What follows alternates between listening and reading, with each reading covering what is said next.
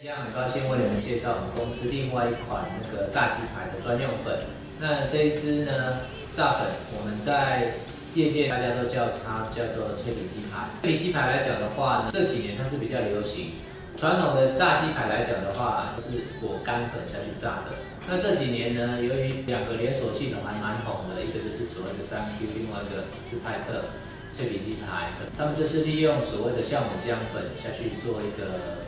油炸的部分。那起初呢，我们也不晓得什么叫做酵母浆粉啊。一般有提到酵母这两个字来讲的话，基本上就是所谓的面包，它的酵母需要吃糖产生二氧化碳，那这个过程就是发酵的部分。会用在油炸类的东西来讲的话，有就称作酵母浆粉。起先一般的食品业者那是搞得不是说很清楚，只是一个一般约定成熟的一个名词而已啦，也许是厂商他自己所发明创造出来的。不管是说这些调好的一个炸粉，它只要很简单，加水调成浆之后呢，它经过静置隔夜，它里面有一些淀粉，它产生一些酸败的现象。那由于空气进去了，还有水分子跟淀粉去做一个结合之后，这个粉浆大概在24小时之后呢，他发现它再拿出来油炸的时候，它的酥脆度会更高，而且含油率也会比较低一点点。他们把这个过程呢，通称为是所谓的发酵的部分。他们的业者，他们最大一个用法的一个特点就是说，它有用到所谓的老姜混新姜。那不管是说粉浆需要隔夜，或者是说老姜混新姜的这个过程，去做一个发酵的动作啦。可是这个发酵的动作来讲的话，食品业者来讲的话，基本上是不大允许他能够用这个方式来做操作的。因为你长时间静置的一个粉浆，它有两个问题点。第一个就是所谓的生菌数太高，空气跟这个水侵进去了，它跟那个淀粉分子去做一些反应结合来讲的话，它会产生另外第二个部分，它的一个味道其实是有点刺鼻，而且不是说很好的部分。都可以去做一点实验，你不管是把任何的一种淀粉或者是面粉，它加水完之后，你把它摆在那边，可能隔个1天2天，它就开始有那种酸酸的味道会跑出来了。这个过程其实它的生菌数其实已经在增加了，可是比较不建议这种做法啦，因为你生菌数太高的话，基本上它对于人体的健康是有危害的。可是正好这个产品来讲的话，就是它是经过高温油炸，经过高温油炸的过程当中，它要把这些所谓的这些生菌素的部分都统统杀死。所以说这个也是他们在测试的过程当中去发现到，经由这一种做法。不管是隔夜的粉浆，或者是说老姜混新浆所得到的一个结论。那根据我们之前呢，也曾经跟各位所介绍过的话，我们去看看他们的这一些脆皮鸡排的炸粉，都是有用到这一些有颗粒的，不管是树薯淀粉，或者是小麦淀粉的淀粉浆去做的这些颗粒，再混杂其他的一些粉，还有可能他们有混到一些所谓的这些金黄色的，也有可能是用到所谓的豆粉。很多的名词啦，有的用黄金豆粉啊，我手头上的这一支粉呢，它是所谓的玉米圆粉。那玉米圆粉的话，它对于酥炸类的东西来讲的话，它也可以去做应用。然后我们这一支粉呢，它是国产的，它不是进口的。它虽然原料也是进口的玉米下去做的，可是国内的厂商他自己来料加工的部分。那这个制成也很简单，其实它还属于所谓的生粉类。什么叫生粉类呢？它就是跟面粉的制成一样。是玉米，它加水完之后，稍微让它的壳能够去剥离，然后它的制成是跟小麦的制成是一样，所以说它经过过筛完之后，我们所用的这支玉米圆粉，它的那个 particle size， 也就是说它的那个 mesh 数是比较小的部分，然后我们利用这一支的特性，回家来我们这个炸粉里面。坊间呢，除了刚刚所提到的，有所谓的，不管是黄豆粉啊，或者是说黄金豆粉。或者是说玉米圆粉，或者是玉米的碎粒，这几类的偏向于玉米制品的部分，包含玉米淀粉的话，都对这些酥炸类的产品不管是果干的或者是果浆，它的一个酥脆度都有帮助的一个效果。因为每一家厂商所调的配方呢各有所差异，那所呈现的结果也不同。那最主要的这一支产品的要求呢？他希望是把整个鸡排的肉片去把它包覆住，然后经过你高温油炸4到4分半，甚至到5分钟之间呢，它的汤汁不要流失。早期的一般的脆皮鸡排呢，它希望是把它整个鸡排包裹住，所以说它炸起来之后呢，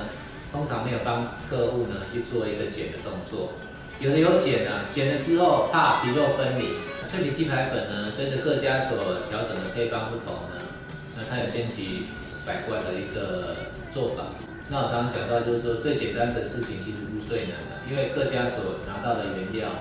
它的组成其实都不大一样。有人是拿到素薯颗粒，所谓的地瓜粉，那有的人又拿到是所谓的小麦淀粉，有人又拿到所谓的氧化淀粉，其实是种类是千奇百怪。可是大家看到的可能它的组成就是像桌面上的这一些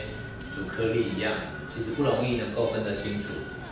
那感觉上呢，它大概60%-70%呢，都是摸得到那一种所谓粗颗粒的那一种感觉的粉。所以说基本上这支粉的售价它不会说太高。但是因为现在淀粉有涨价，所以说它售价目前还是有在涨。每一家粉它所调的比例都不一样，所以说它出来的结果也会不同。那脆皮鸡排呢，为什么会有这一支特别所调整的脆皮粉浆在里面？那有一个蛮大的一个重点，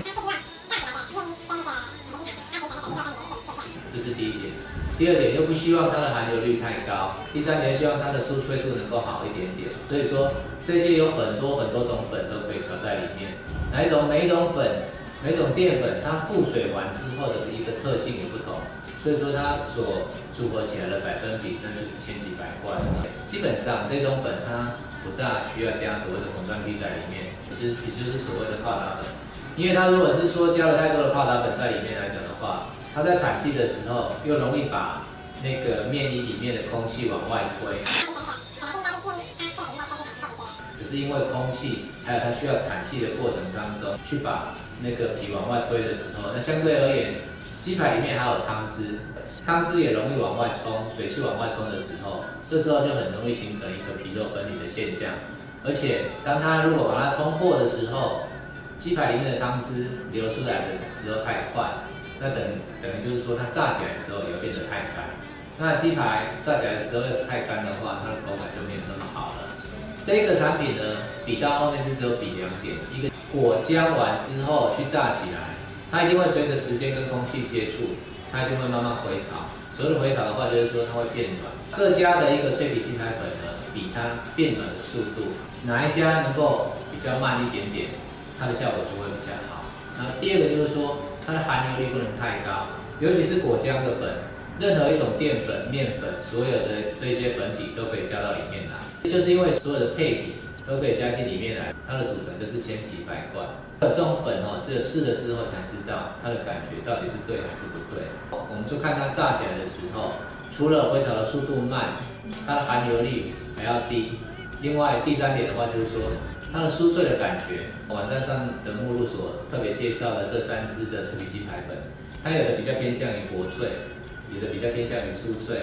有的又介于这2者之间，那有的又有偏向于稍微硬脆的感觉，这都是因应在使用者他要的一个感觉。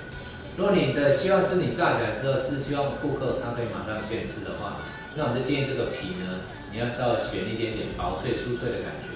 不要太硬。炸起来来讲的话，或者是2次回炸之后，客户他没有马上要吃，我希望它的保存性能够久一点的话，这时候你的皮呢就可以稍微带有一点点比较硬壳的那一种感觉，稍微有点硬脆的那种部分。这每一种粉的组成的比例不同，我如果没有在炸的时候，这个浓稠度